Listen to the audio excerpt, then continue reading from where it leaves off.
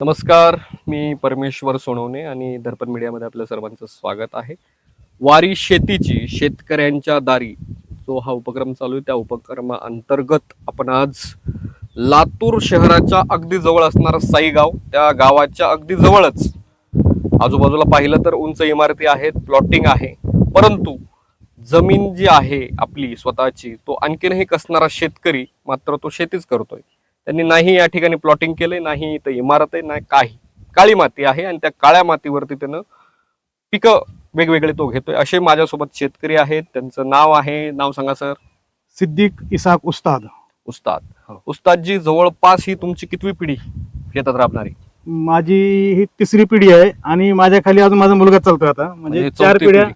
आम्ही या धंद्यात चौथी राबतोय. पिढी सुद्धा तुमची ह्याच हो. व्यवसायामध्ये बिलकुल, उतरलेली बिलकुल. आहे. नेमका इथं तुमची शेती किती आहे लातूर शहराच्या जवळ? लातूर इथं माझी स्वतःची 6 एकर शेती आहे आणि 3 एकर शेती मी भाडेतत्वावर करतो इथं. बरं, म्हणजे तुमची लोकांची 6 आणि 3 9 9 एकर. एकर. हो. ह्या 9 एकर शेतीमध्ये काय उत्पादन घेता बरं तुम्ही? मी वर्षानुवर्ष फक्त टोमॅटोज घेतोय. गावरान? गावरान नाही, आता पावसाळी हंगामात गावरान येतात आणि बरं. हिवाळी हंगामात इंडाम येतात. म्हणजे ऋतूप्रमाणे त्या पद्धतीत हो. घ्यायचं. आता सध्या मग गावरानी आता हे गावरान प्लॉट आहे आता. गावरान प्लॉट आहे. हा जवळपास 9 एकरचा प्लॉट हो, आहे. बिलकुल. काय टोमॅटो कशामुळे तुम्ही टोमॅटोचं पीक घेता बरं? कारण काय? म्हणजे पहिल्या पिढ्यापासून कसं असतंय, टोमॅटो हा फार खर्चिक पीक आहे. बरं. त्याला खर्च, more investment more profit, more risk more profit, ह्या तत्वावर आमचे आजोबा म्हणायचे काय म्हणायचे की तुम्ही जेवढं शेतीत खर्च कराल तेवढं ती त्या पटीने तुम्हाला देणार. बर. म्हणून आम्ही जो खर्चिक पीक असतो आम्ही त्या हिशोबानं, म्हणजे टोमॅटो हा कसं लकी पीक आहे, ह्याच्यात लागले तर पैसे फार होतात आणि ह्याच्यात जर फेल गेला तर पूर्ण कोलॅप्स होतं, काही निघत नाही ह्याच्यातून. पण सुदैवानं आपण जे करतोय ते नियोजन, म्हणजे शिस्त, सगळ्या गोष्टी टाइम त्यामुळं तुम्हाला भरघोस उत्पादन हे मिळतंय. जमलंय, सगळं जमायचं. जमलंय. हा. आता मी पाहिलं, आता दुपारचा जेवणाचा वेळ झालेला आहे आणि शेतकरी आहेत, तुमच्या शेतात आलेले जे मजूर लोक आहेत ते हो. सगळे जेवण करतायत. हो, बिलकुल. रोज तुम्ही म्हटले की माझ्याकडे 25 लोक कामाला येतात हो, 25 बी असतात, जास्त बी असतात. दररोज. हो, कधीच म्हणजे मिनिमम 15 ते 20 तर रोजच लागतात. म्हणजे एवढ्या लोकांचं हा व्यक्ती, म्हणजे कुटुंबाचं त्यांच्या पूर्ण जबाबदारी जी आहे, म्हणजे 25 कुटुंब जगवतो ना हा व्यक्ती म्हणायचं. हो. दररोज हाताला काही ना काही काम आहे. किती बिलकुल, रोजगार आहे. बिलकुल. इथं बाईला 300 रुपये हजेरी आहे, गडीला 600 रुपये. टोमॅटो तोडणे, टोमॅटो ही खुरपणे. सुतळी बांधणे, खुरपणे, इतर काही काम असू द्या. बर. काम असतं रोज. एवढ्या लोकांचं तुम्ही सगळं या ठिकाणी हो. काम करता. चालू आणि आहे काम. ह्या 9 एकर वरती 6 एकर तुमची म्हणलं आणि 3 एकर भाडेतत्वावर. याच्यावरती जानवळ गावामध्ये तुम्ही किती एकर शेती घेतली? जानवळ गावामध्ये मी 20 एकर शेती देतो माझी. ऐका, म्हणजे 20 एकर शेती तिथं, आणि तिथंही टोमॅटोच आहे. तिथं टोमॅटोच आहे. तिथलं आणि इथलं तुम्हीच पाहता सगळं. सगळं मीच पाहतो. काय म्हणजे शेतीत काही नाही असं आपण जे ओरडा असतो तो अशा शेतकऱ्यांकडे बघून आपण गप्प राहतो. कारण की एवढा मोठा प्रेरणादायी असा यांचा प्रवास आहे. 4थी पिढी काम करते शेतात. बरोबर. त्यांनी म्हणले की गाडी, बंगला, सगळ्या गोष्टी माया पूर्ण मी झाल्या. स्वतः बी फार्मसी आहे. क्या बात आहे. माझा मुलगा बी फार्मा आहे. नोकरीकडे नाही गेले तुम्ही? अजिबात नाही. का बरं? आज तर सगळे नोकरी म्हणतात. आपण लोकांना रोजगार द्यायचा, का आपण स्वतः नोकर म्हणून राहायचं, हे पिताजीनं दिलेलं आम्हाला सांगितलेलं आहे. ते शिकवण पिताजी. बर. मग व्यवसाय करा, व्यवसाय करा, शेती करा, व्यवसाय बी नाही, बर. शेती करा. आणि ती पण शेती कशी करायची, मन लावून करायची. उगल असं शेतात आले बांधावरून गेले असं नाही करायचं. तिथंच टाइम द्यायचा. शेती महत्वाची कधी काम ठरते. करायचं तिथे. हा. काय म्हणले शेती महत्वाची? आपण ज्यावेळेस टाइम देतो, आपण एखाद्या ठिकाणी नोकरीला जातो, बरोबर तिथं 8 ते 10 12 तास काम करतो. बरोबर. तेच तुम्ही फक्त 10 तास इथं द्या, कंटिन्यू द्या. आपण एक दिवस खाडा नको, ना संडे ना मंडे, रोज करत राहायचं शेतामध्ये. बिलकुल शेती प्रॉफिटच देते. आता जो हा तुमचं तिकडचं 20 एकर, इथलं 9 एकर, आता ह्याला फायनान्शियल बॅकग्राऊंड तुम्ही म्हणत असाल, बाबा एवढं मोठं केलं, एवढं ह्याच्याकडलं जुना पैसा असेल, काहीतरी काढलं असेल, काही नाही, सगळं ह्याच्यातूनच काढलेलं आणि ह्याच्यावरच केलेलं सगळं. शेतीतूनच उत्पादन हो. घेतलं, त्यावरती खर्च केला. शेतीला जेवढा खर्च करताल तुम्ही, मग अशी म्हटलं की हो. तेवढं आपल्याला शेती भरघोस देते. बिलकुल. आणि दुसरी गोष्ट, जो हा इथून माल निघतो तो तुम्ही कसं बाजारामध्ये विकता की होलसेल मध्ये विकता? होलसेल मध्ये विकतो. काय आता डायरेक्ट व्यापारीची गाडी येते, इथं लोडिंग होती. बस. कमीत कमी 10 टायर 12 टायरची लोडिंग होती. क्या बात. 600 700 क्रेट रोज माल निघतो. अजून 1 ऑगस्ट पासून ते आपण आज टोमॅटो लावले, बर. ही काय भावाने विकल, किती माल निघल, फक्त क्वालिटी आणि क्वांटिटी ह्या दोन Maintain ठेवायचं गोष्टी आपण. मेंटेन ठेवायचं. हम्म. बाकी भाव कधी लागेल आणि कसा लागेल हे आपल्या हातात नाही. ते आपण क्वालिटी आणि क्वांटिटी कसं करतात हे आपल्या हातात आहे. भाव आणि द्यायचा भाव जरी नसेल समजा आणि तुमच्याकडे क्वालिटी असेल क्वांटिटी असेल तर ठीक आहे, निम्या रेटने विकेल 25% विकेल घेतात पण लोक. ते कमीत कमी खर्च तुमचे तर परपंच चालेल ना. हा. हे असे जे काही गोष्टी आहेत, आता मला सांगा, हे सगळं जे टोमॅटोचे जे रोप आहे हे आहे, हे तुम्ही इथेच तयार करता की कसं नाही बाजारातून, नाही, हे दुकानातून? नर्सरी आहे इथं. बर भरपूर आता नर्सरी झालेले आहेत. बर हा.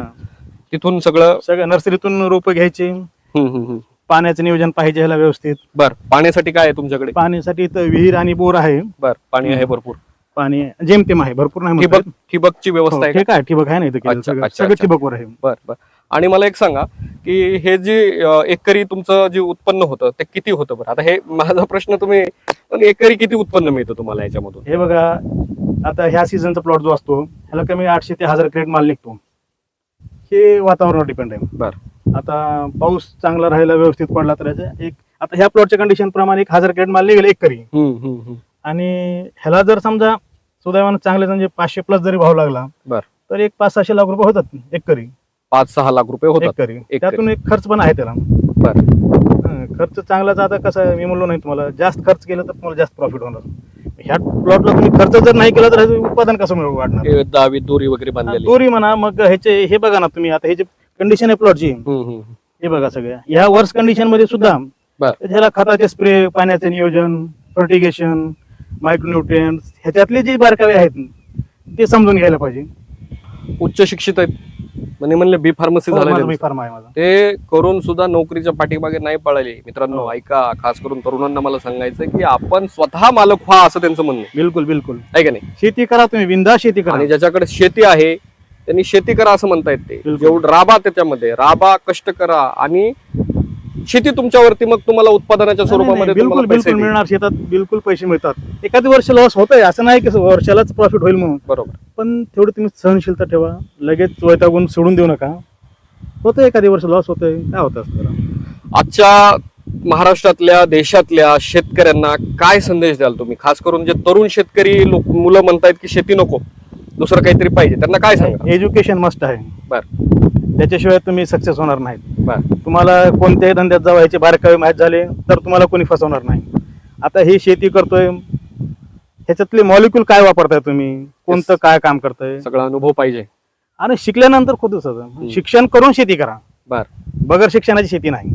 मग शेतीमध्ये जे तरुण आज शिक्षण शिकून काय करतायत, कुठेतरी नोकरीच्या मागे नाही लागायचं. बघा, 10-15 त्याला हजाराची- 2 एकर शेती आहे, 4 एकर आहे, तिने आपली आपली घरची करायची शेती. काय हरकत नाही करायला. कमी उत्पन्न होईल, वाढल. त्यांचं म्हणणं आहे की माझी मूळची ही 6 एकर शेती फक्त. क्या बात. वडलोपार्जित. आज तुम्ही जवळपास 25-30 एकर मालक आहे. आहेत.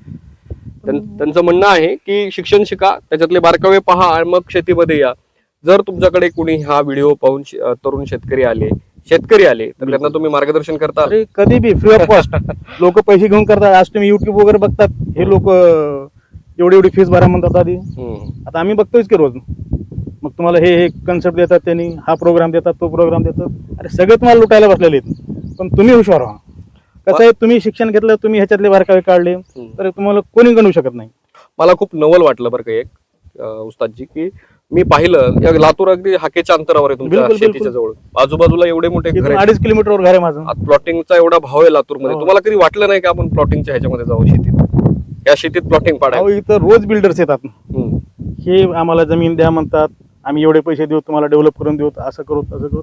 अरे बाबा, पण गरज नाही मला त्याची. ह्याच्यात माझं पोट भरतोय ना, माणसाच्या जेवढ्या अपेक्षा वाढतील, मग तो नाद बेकार लागले तो काही करणार. मग काय गरज आहे करायची? इथं शेती मला पोट भरून द्यायला, इथं सुखी समाधानी मी 7 वाजता घरी जाऊन झोपतो आराम, 7 वाजता सकाळी शेतात येतो. मग काय गरज आहे काय करायची?